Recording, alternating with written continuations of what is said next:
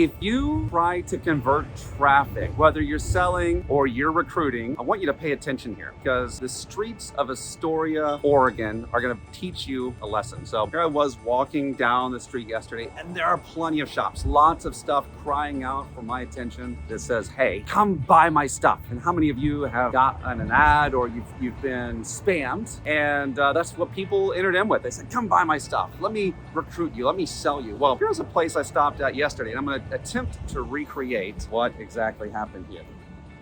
So I'll flash a sign up here. This is from Weird Sisters Freak Boutique. I'm walking down the street and I see this thing that drops hints. It doesn't tell anyone to come by here. It says, begin at the corner, travel down the stairs, right to Cosmic Karen, past the giant tentacle, enter through the gift shop, explore the grotto, dance the tiniest disco, speakeasy in the portal, pass through the wardrobe. So here's what happens, right? So of course, I'm a different kind of weird. So already this is appealing to me. They didn't invite me to come shop there. They invited me to come experience something. And what met me was an experience. And that, my friend, is what made me buy. So check this out.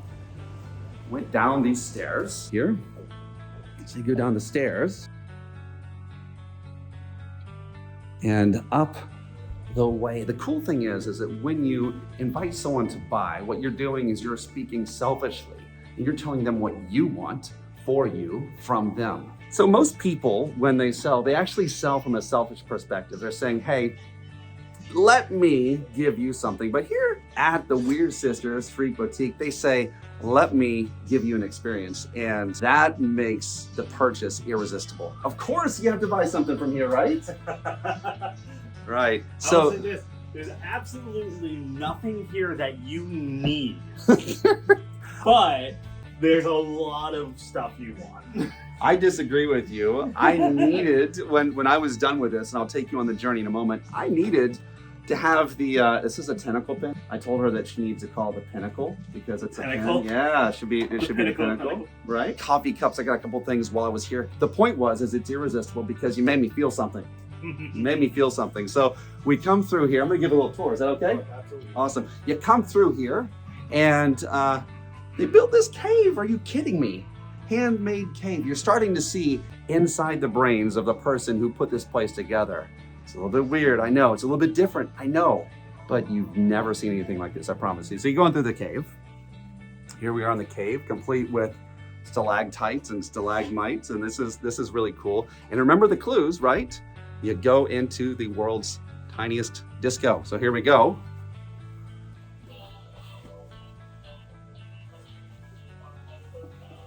That's right, the tiniest disco. Now the door is typically closed. The door is closed. You go through this optical illusion of a door into another room. And again, you're getting this experience. I know the lighting is bad, but so what?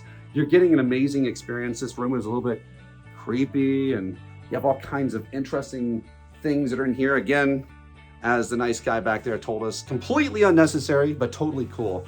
Here's the top of the cake right here. Here we go. Here's the icing.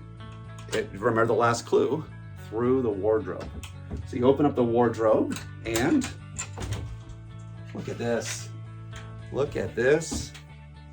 Oh my goodness. Yeah. It's a speakeasy entrance. And so there's more fun and cool stuff through here. And guys, I just wanted to call your attention to this because here's the deal.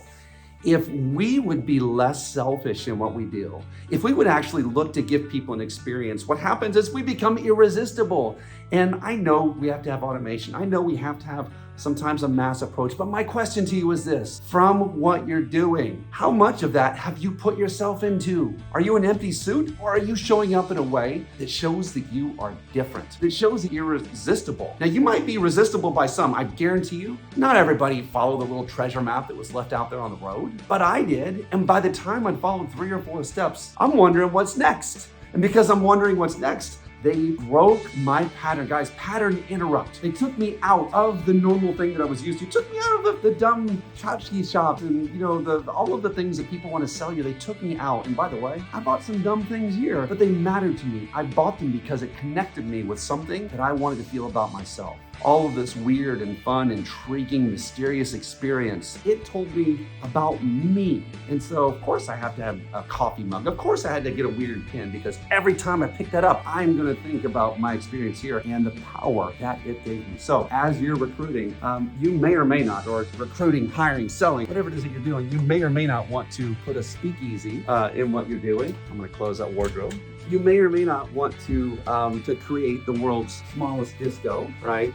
But what you absolutely do want to do is you want to be unique. You're only powerful if you're yourself. If you're not you, you're pretending. So go and release your uniqueness into the world. And if you're ever in Astoria, Oregon, go to the Weird Sisters Freak Boutique and buy something that you absolutely don't need, but you're gonna want.